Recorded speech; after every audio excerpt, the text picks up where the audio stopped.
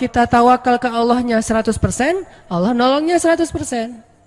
Dan ukuran persentase itu yang tahu cuma kita, karena di hati kita itu yang muncul. Ada satu titik keraguan, berarti kurang dari 100%. Keraguan itu memperlambat datangnya pertolongan dan keajaiban dari Allah. Makanya aku tergantung prasangka hambaku kepadaku. Kenapa ada orang di zaman dulu tuh kayak dapat karomah, keajaiban-keajaiban dalam hidupnya. Kayak nggak mungkin terjadi secara logika dan ilmiah. Karena memang dia yakinnya ke Allah itu 100%. Apakah kalau kayak gitu kita nggak perlu ikhtiar? Perlu, tapi ikhtiar nggak ada hubungannya dengan keyakinan. Ikhtiar itu hubungannya dengan kewajiban. Allah yang suruh ikhtiar, tapi yakin berhasil apa enggak, itu urusan yang kedua. Urusan hati antara kita dengan Allah Subhanahu Wa Taala. Kayak kita minum obat. Tentunya kita harus beli obat yang paling bagus, dokter yang paling recommended, yang spesialis. Oke, itu ikhtiar. Tapi kalau sampai hati kita terlibat dengan ikhtiar itu, meyakini bahwa kalau ini pasti sembuh, kalau ini kayaknya nggak ada harapan, soalnya dokter juga nggak ahli, berarti hati kita sudah terpaut dengan makhluk dan berarti sudah berkurang yakinnya kepada Allah. Saat itu kita tidak akan melihat keajaiban. Yang terjadi dalam hidup kita saat itu apa? Hal-hal yang ilmiah. Kenapa kita hanya ngalamin hal-hal yang ilmiah? Karena kita yakinnya kepada hal yang ilmiah. Kenapa ada orang yang ngalamin hal-hal yang sifatnya miracle? Karena dia yakinnya kepada mukjizat. Yakinnya kepada aun atau pertolongan dari Allah Subhanahu Wa Taala. Jadi bukan kita tidak berikhtiar, ini bab a'malul qulub, amal hati.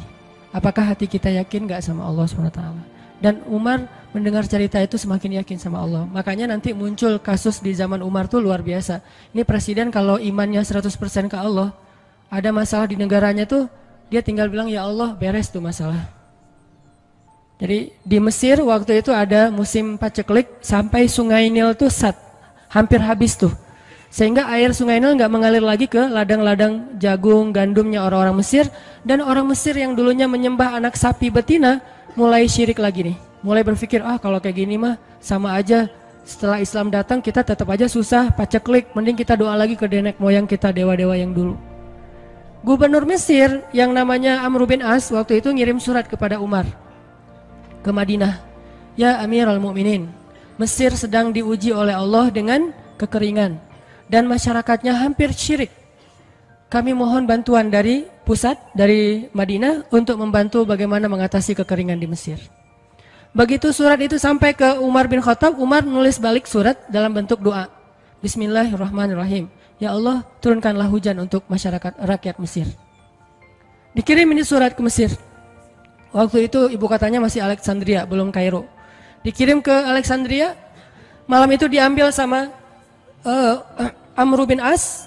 Pas dibaca oleh Amr bin As, Bismillahirrahmanirrahim. Ya Allah, berikan rakyat Mesir hujan yang mencukupi untuk mereka. Saat itu juga hujan turun.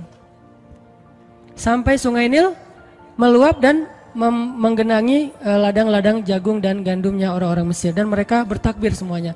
Cuman ngirim surat doang dari Amirul Mukminin. Kan enak ya? Coba kalau kita hidup di zaman Umar. Ya Amirul Mukminin, saya belum dapat jodoh. Ya Allah beri dia jodoh. Beres. Cepet banget loh.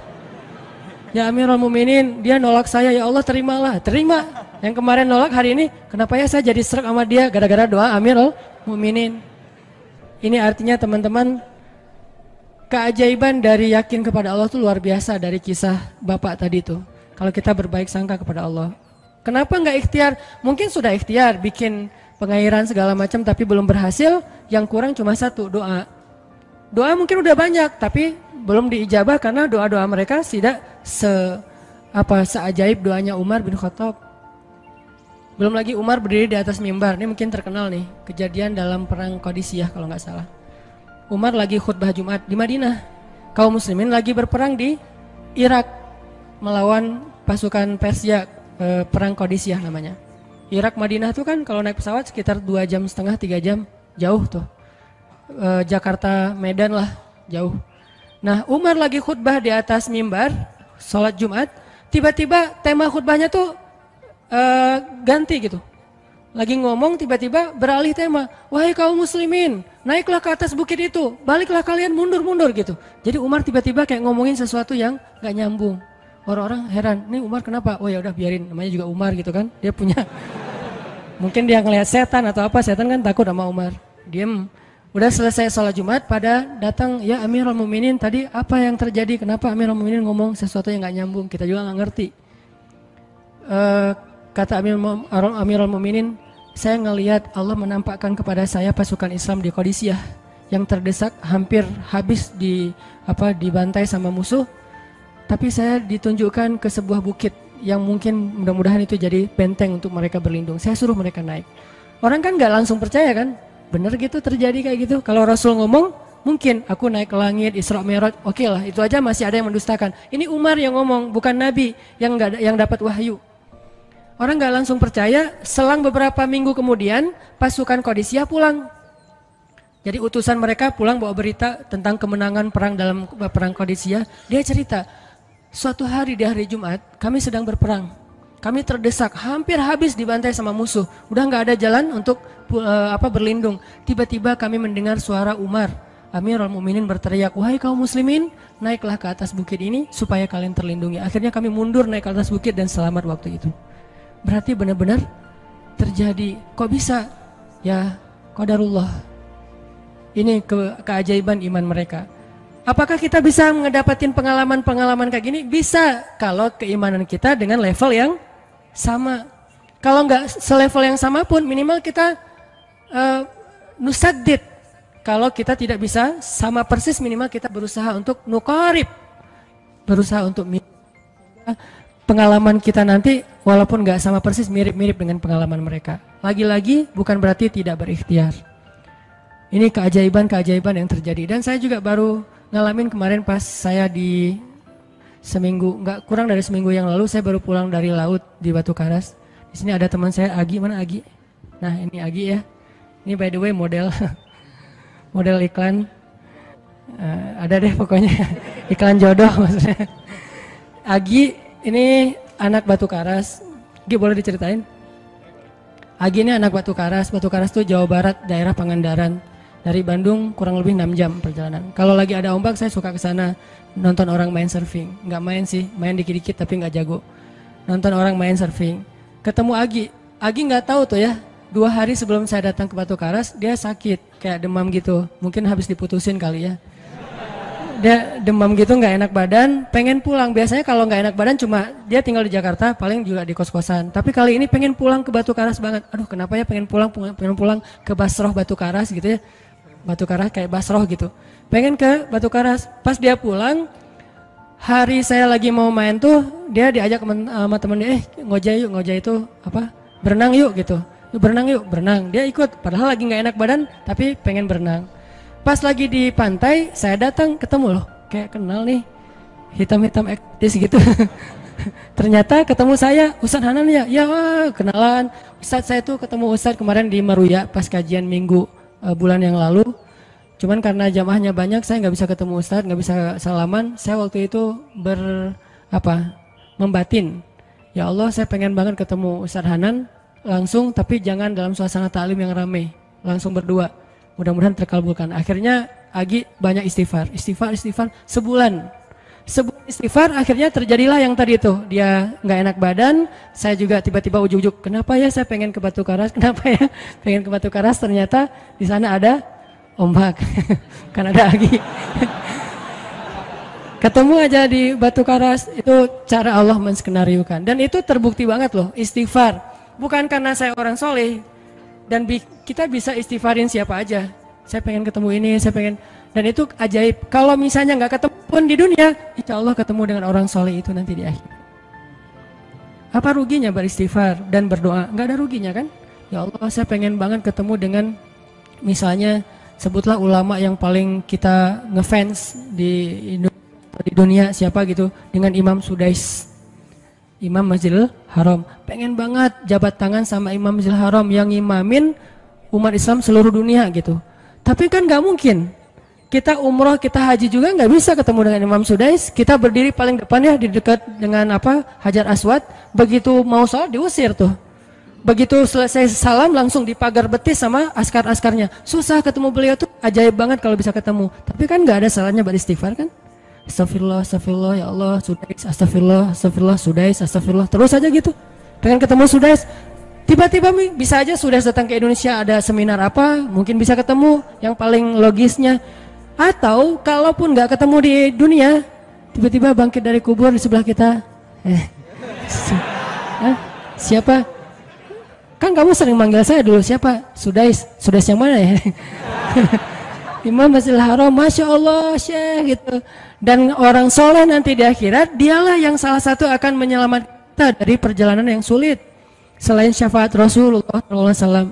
Jadi kalau disebut nama Nabi, kita spontan ya, Sallallahu Alaihi Wasallam. Kalau perlu bahkan kayak respect banget gitu. Kalau disebut nama Nabi langsung Sallallahu Alaihi Wasallam, karena luar biasa jasa Rasulullah. Yang jelas selain Rasulullah Sallallahu Alaihi Wasallam, nanti ulama-ulama orang-orang soleh juga bisa nolongin kita di akhirat. Jadi kalau kita doa, ya Allah pengen banget ketemu si Fulan, Syekh Fulan, Ustadz Fulan, Kiai Fulan. Kalau nggak ketemu pun di dunia, pasti ketemu di akhirat. Yang jelas harapan kita nggak mungkin Allah abaikan gitu aja, nggak mungkin. Pasti Allah kabulkan. Cuman Allah kadang-kadang menggunakan cara yang lebih baik daripada yang kita pernah bayangin. Ketemu beliau di dunia paling cuma selfie. Tapi kalau ketemu di akhirat, dibawa selamat di sirat yang panjang, lebih mending mana? Ketemu nih dengan seorang ulama, orang soleh yang kita ngefans banget nih. Pokoknya saya pengen banget selfie sama beliau, ya Allah. Apalagi kalau orang soleh itu followersnya banyak, misalnya ya 1.100.000. Sedikit itu mah, banyak model yang 17 juta, 19 juta. Pengen followersnya nambah kalau selfie sama beliau.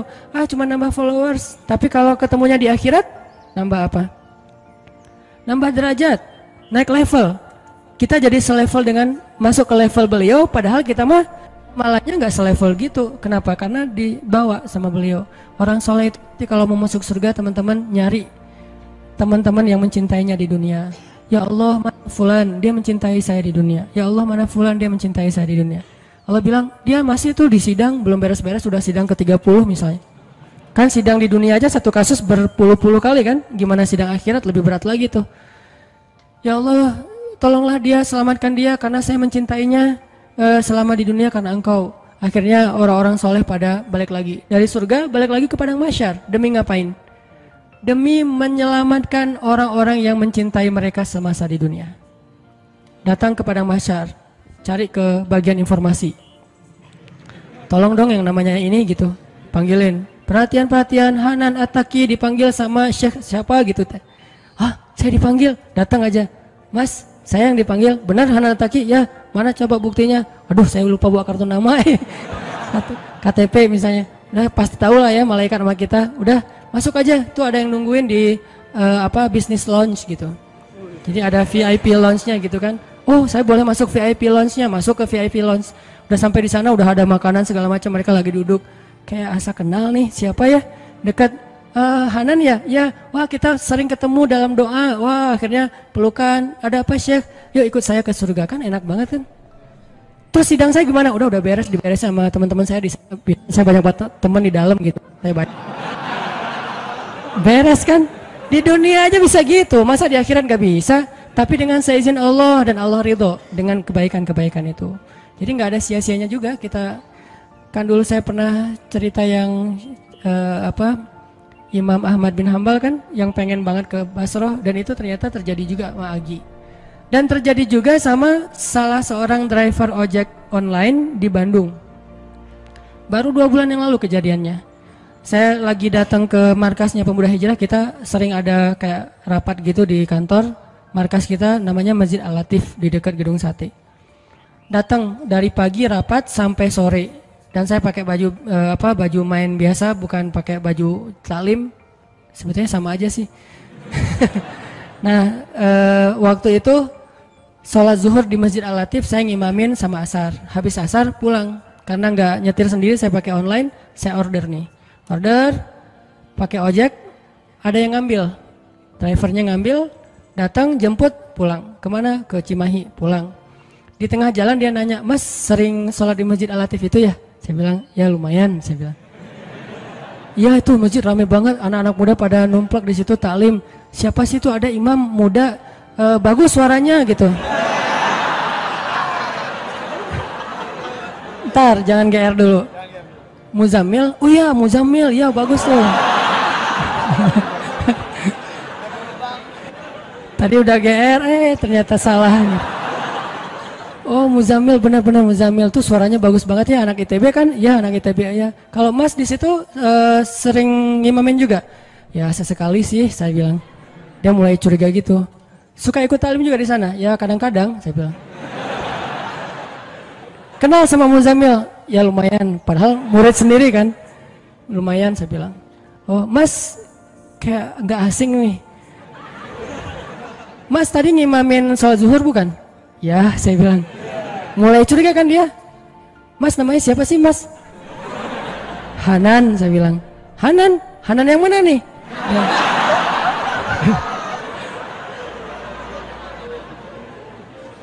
Saya bilang Hanan Taki. Wah langsung oleng dia mah.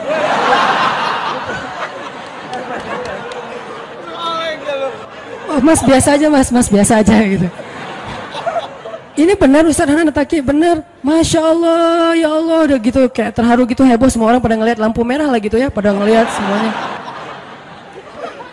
Saya langsung pakai masker, gitu.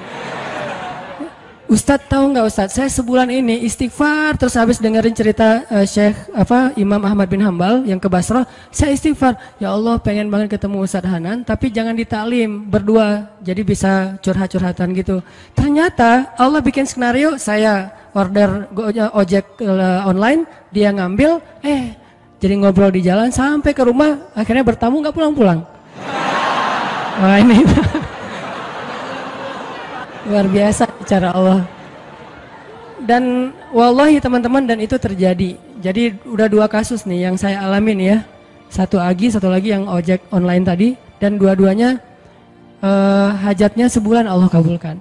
Jadi kalau ketemu saya aja sebulan gampang, masa ketemu jodoh bertahun-tahun gak dapat ya? Gimana nih? Istighfarnya gimana nih? Ini terutama buat cewek-cewek nih. Kalau cewek-cewek kan nggak bisa nyari, masa cewek kayak kepo gitu kan nggak mungkin. Pura-pura follow, nge-like. Kok dia nge-like terus yang first like lah gitu? Nggak mungkin kan? Cewek kan agak-agak jaim. Ya udah istighfar aja deh. Banyak-banyak istighfar. Tiba-tiba ada yang kesandung jatuh di depan cewek, HP-nya jatuh. Dia pergi, HP-nya nomornya. Nggak penting sih ceritanya. Pokoknya ada. Ada jalan dari Allah yang kita nggak ngerti nih, yang jelas bisa. Kita tinggal yakin aja sama Allah, istighfar, Allah yang kasih jalan. Walladzina jahadu fina lanahdiyannahum subulana. Pokoknya kalau kalian bersungguh-sungguh kata Allah di jalan kami, udah kami kasih jalan-jalan keluar yang subul, jamak dari sabil, banyak banget jalan keluar di sisi Allah. Yang penting kita jahadu fillah, berusaha di jalan Allah Subhanahu wa taala.